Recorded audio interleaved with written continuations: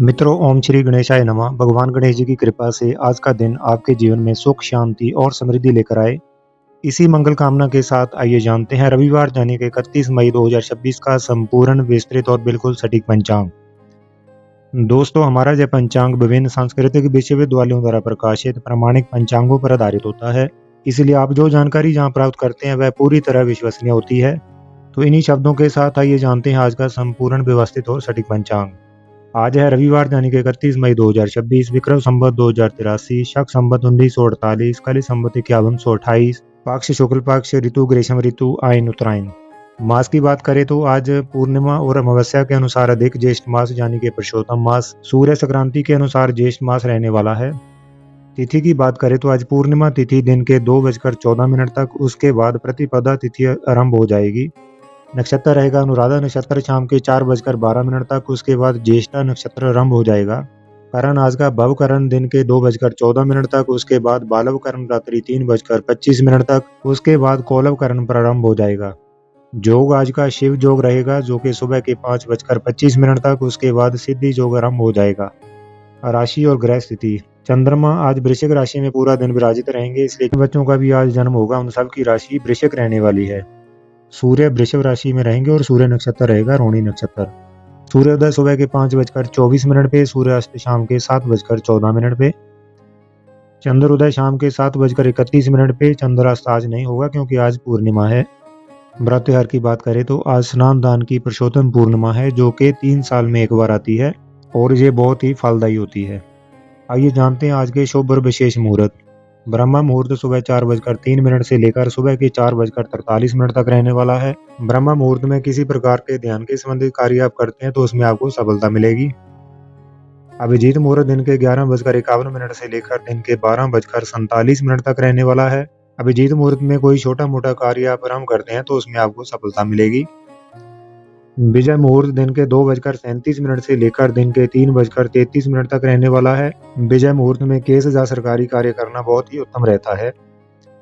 गोधली मुहूर्त शाम के 7:13 से लेकर शाम के 7:33 तक रहने वाला है। गोधली मुहूर्त माता लक्ष्मी के आगमन का शुभ समय होता है, इसलिए इस समय घर में प्रकाश रखें और दीपक जलाएं।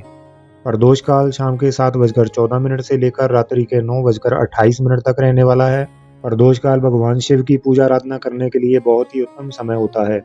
निश्चित काल रात्रि के 11:58 से लेकर रात्रि के 12:39 तक रहने वाला है। निश्चित काल मध्य रात्रि का एक विशेष मुहूर्त होता है जिसमें मध्य रात्रि में होने वाले सभी पूजा पाठ किए जाते हैं।